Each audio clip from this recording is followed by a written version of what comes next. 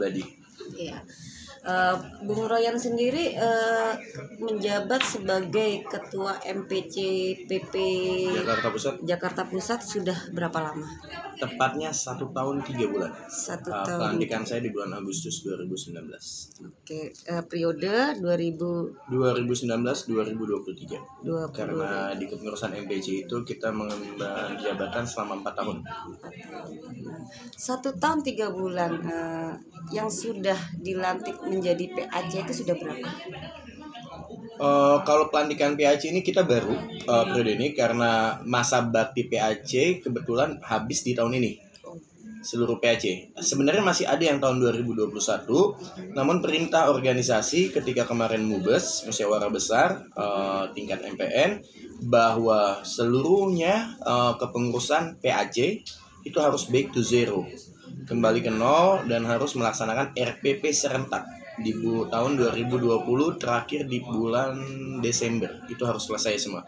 Jadi yang SK-nya pun habis 2021, kita selesaikan di tahun 2020. Maju ya. Ya. Jadi target berapa lagi nih PAC yang harus dilantik? PAC yang akan dilaksanakan musyawarah pemilihan pengurus itu masih ada 6. Karena total kita ada 6 PAC dan sampai saat ini baru melaksanakan 2 RPP, yaitu Cempaka Putih dan hari ini Tanah Abang. Insya Allah minggu depan dan sampai tanggal 18 Agustus itu akan terus berlanjut pemilihan. 4 lagi itu ya, 4 lagi PAC? 6 lagi PAC. Oh, 6 lagi, ya, berarti total itu ada 8 ya? Betul. 8 kecamatan 8 ya? kecamatan di Jakarta Pusat. Okay.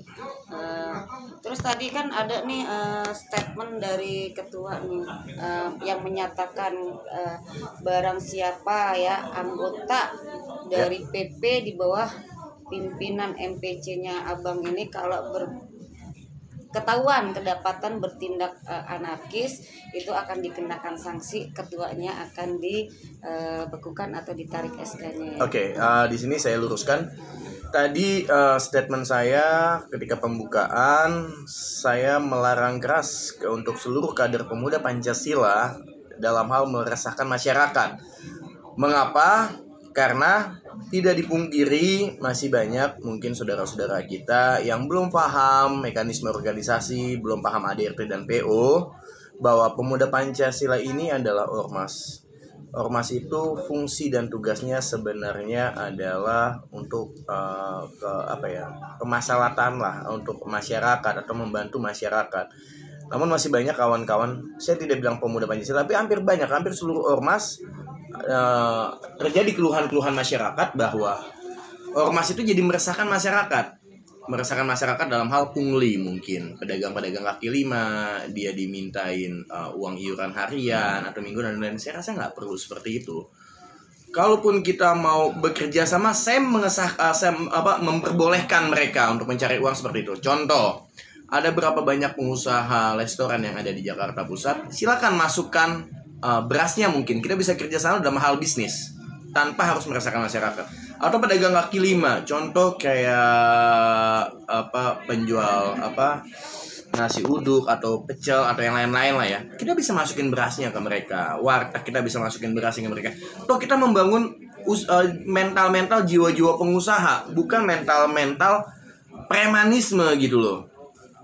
Jadi ya ini yang tadi saya bilang, bukannya anarkis. Anarkis dalam hal apa? Ketika pemuda Pancasila disenggol, saya mengesahkan atau memperbolehkan kawan-kawan berbuat anarkis. Anarkis membela marwah pemuda Pancasila. Namun saya melarang keluarga besar pemuda Pancasila, terutama di Jakarta Pusat, ketika meresahkan masyarakat. Meresahkan masyarakat dalam hal apa? Merugikan masyarakat. Contohnya pungli-pungli tersebut. Jadi dengan tegas saya sampaikan tadi di forum atau pembukaan RPP tadi, ketika terdapatkan anggota saya atau keluarga besar saya yang melakukan pungli-pungli, saya akan tarik SK-nya. Jadi nggak ada tolerin lagi lah dari saya ketika ada anggota pemuda Pancasila, terutama di Jakarta Pusat, yang meresahkan masyarakat. Karena untuk cari uang itu tanpa harus meresahkan masyarakat kita banyak. Pengusaha-pengusaha ini contohnya di Indonesia ini, terutama di Jakarta Pusat ya saya bicara ya. Pengusaha-pengusaha itu banyak yang melakukan aksi usahanya, kegiatan usahanya itu yang jauh dari perizinan, itu sebenarnya masih bisa kita injek. Kenapa kita injek? Contoh, spa. Spa ini hampir dibilang 70% spa yang ada di Indonesia atau di DKI Jakarta atau di Jakarta Pusat itu tersinyalir bisnis lendir atau menjual wanita-wanita. Nah, ini untuk pertimbangan juga kepada pemerintah bahwa jangan dengan mudah memberikan mereka izin-izin. Toh saya rasa pemerintah juga nggak bodoh-bodoh amat. Karena mereka punya intelijen sendiri yang tahu, tim-tim sendiri yang paham bahwa pengusaha-pengusaha itu di hotel-hotel, bisnis spa-nya, itu menjual wanita-wanita.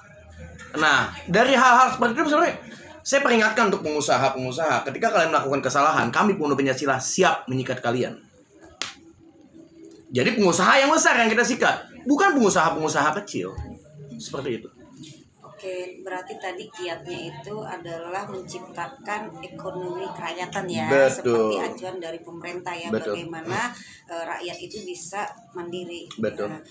Itu berarti kan dibutuhkan yang namanya di sini kan kalau dibilang ada sebagai distributor ataupun berkebutuhan mitra ya dengan para pedagang itu. Nah, bagaimana nih dari PP sendiri mempunyai wacana seperti itu? Apakah mempunyai memang sudah ada bentuk kooperasinya kah atau memang seperti apa? Jadi di kepemimpinan saya ini saya menegaskan bahwa saya memerintahkan kawan-kawan atau menganjurkan kawan-kawan di bawah di tingkatan PAC, ranting dan ranting. Pertama, bagaimana kita bisa konsolidasi dengan instansi pemerintah setempat, yaitu 3 pilar. Karena jangan dipungkiri bahwa di tingkatan kelurahan sekalipun itu anggarannya cukup besar, banyak proyekan-proyekan. Ini saya juga pesan untuk pengusaha untuk pemerintah, perkaryakanlah kita, perdayakanlah kita ormas-ormas. Ketika ada proyek-proyek yang PL-PL, kenapa nggak dikasih ke kita ormas? Tuh kita bisa melaksanakan dengan baik kok. Untuk pemodalan, kita siapkan pemodalan. Kita ada pemodalan. Contoh, ketika kerjasama dengan warteg, misalkan ada pedagang kaki 5, dia butuh beras, kita akan kasih termin 1 kali, gantung 1. Modalnya dari mana? Kita siapkan modalnya. Atau kawan-kawan, karena kita punya badan pengusaha juga di sini. Contoh, ada berapa banyak di Jakarta Pusat pengusaha-pengusaha properti. Itu kan bisa kita masukin sebenarnya. Baik dari kebutuhan-kebutuhan pembangunan ya, seperti semen, split, hebel, dan lain-lain. Itu kita bisa memasukkan kepada mereka, kita bisa mengajukan proposal kerjasama dengan kita. Kita akan mengasih harga yang sama dengan kualitas yang sama, kuantiti yang sama. Tuh untuk pemodalannya, kita yang siapkan dari MBC. Tanpa PAC atau ranting memikirkan bagaimana pemodalan tersebut. Oke, satu kali lagi pertanyaan. Kita mengerucut kepada intinya. Pemuda Pancasila. Bagaimana sih Abang sendiri selaku ketua memaknai atau memberikan doktrin kepada anggotanya menjiwai Pancasila itu sendiri? Apakah sekedar hanya hafalan ataukah memang dengan perilaku yang ada di setiap sila ataupun butirnya? Pertama, seperti yang saya lakukan di Jakarta Pusat, untuk calon ketua itu dia harus hafal betul teks dari Pancasila. Kedua, dia harus hafal betul Sumpah Pemuda dan satu lagi Ikrar Pemuda Pancasila. Ketika mereka menghafalkan itu atau hafal di luar kepala, mereka bisa mempraktekannya di kehidupan sehari-hari. Contoh, ketuhanan yang Maha Esa, bahwa Tuhan itu cuma satu ya, dan ada beberapa lagi keadilan sosial bagi seluruh rakyat Indonesia, bahwa di Indonesia ini sila tersebut saya rasa tidak berlaku. Keadilan sosial bagi seluruh rakyat Indonesia, adilnya di mana? Masih banyak orang miskin yang belum makan, dan dengan bangganya pemerintah, terutama anggota-anggota dewan, posting di Instagram atau media sosial yang dia miliki, kekayaan-kekayaan mereka, mobil yang mewah, rumah yang besar. Sementara pemilih-pemilih mereka masih jauh di bawah garis kemiskinan. Ini yang saya bangun ke kawan-kawan di Pemuda Pancasila, bahwa kita ini pengawal Pancasila. Bahwa ideologi Pancasila tidak bisa digantikan dengan ideologi apapun. Dan saya memperbolehkan mereka mungkin bahasa kasarnya, darah yang mau mengganti ideologi Pancasila dengan ideologi yang lain itu halal darahnya untuk pemuda Pancasila. Kenapa? Karena Pancasila ini adalah dasar negara kita yang tidak boleh digantikan oleh apapun. Ini yang saya terapkan kepada kawan-kawan, terutama di pemuda Pancasila, bahwa kita harus jadi pengawal Pancasila. Jadi jangan sampai ada penyusup-penyusup yang mau ganti ideologi mungkin dengan HTI atau PKI. Indonesia ini bukan milik satu agama. Tidak bisa hukum Islam dijadikan hukum dasar di negara Indonesia, itu nggak bisa. Yang pertama, PKI juga nggak bisa masuk. Kalau dibilang PKI itu bagaikan garam di sayur, terasa tapi tidak ada. Itu nyata. PKI sampai saat ini masih ada. Jadi untuk pemerintah, jangan terlalu sibuk dengan hal-hal yang lain. Contoh, ketika Islam aktif dengan keagamaannya dibilang ke Arab-Araban. So, yang ke barat-baratan kenapa nggak diprotes? Kenapa? Karena hampir 90% masyarakat di Indonesia ini malu untuk nasionalisnya mereka. Nggak ada jiwa nasionalis lagi. Berapa banyak sih pemuda di Indonesia yang bangga dengan film-film Indonesia? Berapa banyak sih pemuda di Indonesia yang bangga akan lagu-lagu Indonesia? Berapa banyak sih pemuda yang ada di Indonesia bangga dengan baju-baju khas daerah mereka? Nggak ada, jarang banget. Kalau kita nonton film bioskop Indonesia, dibilang Cooper, tinggalan zaman. Dengerin lagu musikin dangdut orang lain, ketinggalan zaman. Gayanya ke barat-baratan, tapi tidak dipermasalahkan sama pemerintah. Loh, ini beda. Kalau ketika Arab-Araban, bukan berarti ketika mau Islam nggak perlu ke Arab-Araban. Ini emang udah dasarnya Islam seperti itu, bos. Ini peraturan Islam gitu. Jadi jangan mengkaitkan agama dengan pemerintah. Ini bertolak belakang, jangan disatukan. Jadi beda. Ya lebih baik kita fokus. Di pemerintahan ini harus fokus membangun jiwa nasionalis. Dengan cara apa? Mungkin setiap sekolah itu wajib yang namanya seminggu sekali menggunakan baju khas daerahnya. Di DKI Jakarta, gunakan baju pangsi untuk anak-anak lakinya. Contoh PRJ sekalipun jauh dengan konsep Betawi. Harusnya PRJ itu pedagang kerak telur itu dispesialkan ada di dalam, bukan di pinggir-pinggir jalanan. Dodol, acara pentasnya apa yang isinya? DJ, rock. Unsur Betawinya di mana? Padahal Pekan Raya Jakarta itu lagi memperingati hari lahir Jakarta. Tapi jiwa Betawinya nggak ada, Pak. Western semua ya. Toh yang jaga standnya pakai baju you can see dengan rok yang pendek, apa jual tugu. Harusnya pakai kebaya, yang lakinya pakai pangsi, dan untuk stand-standnya harus ada kebudayaan Betawinya, pentas seninya masukin keroncong, lenong bocah, layar tancep dan lain-lain. Yang konsepnya konsep Betawi, bukan Pekan Raya Jakarta memperingati hari lahir Jakarta, tapi tema Jakartanya nggak ada sama sekali. Oke, Bang. Ini PR juga pemerintah. Satu lagi nih, yang sebenarnya sangat ini juga. Sebenarnya menurut Abang, ancaman bagi Pancasila itu sendiri dari mana? Dari organisasi terlarangkah, ekonomikah, budayakah, atau apa? Jujur dari pemerintah sendiri. Kenapa saya bilang dari pemerintah sendiri? Terlalu banyak produk luar dikasih masuk ke Indonesia tanpa disaring dengan dalih ya kita nih sekarang udah era global dan lain-lain. No, menurut saya tidak. Ketika barang luar masuk, cuan buat Anda banyak, para pengusaha dan para pemerintah nih ya, yang punya hak untuk memberikan izin mereka masuk. Anda pasti dapat cuan. Ini yang Anda pikirkan hanya cuan Anda, keuntungan untuk Anda. Jadi produk Indonesia sendiri di Indonesia sekarang sudah hampir dilupakan. Ketika menggunakan produk Indonesia malu. Kedua, di sekolah-sekolah ini kalau zaman saya tahun 90-an itu sekolah itu masih ada yang pelajaran PPKN. Sekarang saya rasa nggak ada. Upacara bendera dengan hikmat kita, walaupun panas sekalipun kita nikmati proses tersebut. Pengibaran bendera, nggak ada yang boleh berbicara. Saya rasa sekarang udah nggak banyak sekolah yang melaksanakan upacara bendera. Film PKI itu hampir setiap tahun di sekolah-sekolah nonton bareng. Sekarang nggak ada.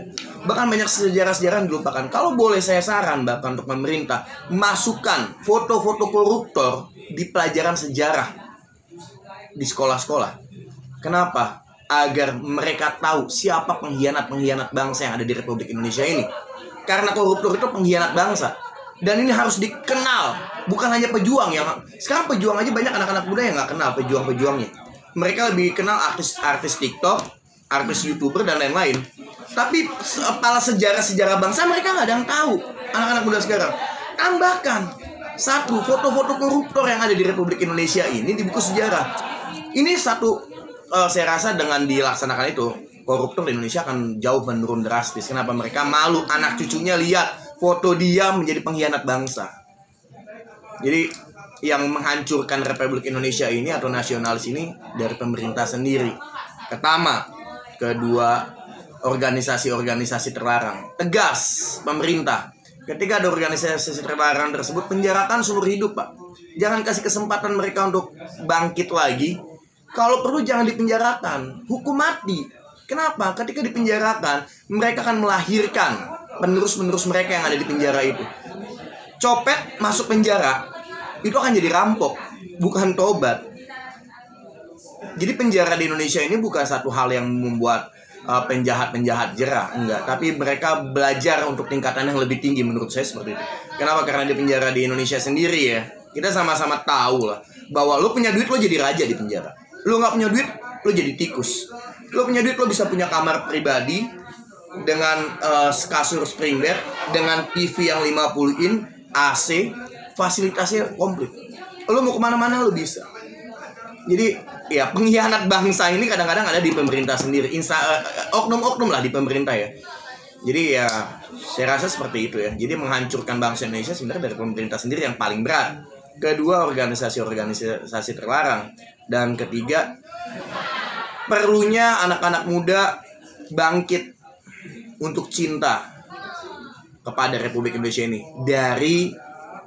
Dimulai dari cinta terhadap seni-seni kebudayaan kebudayaan di daerah masing-masing. Itu sih kurang lebih.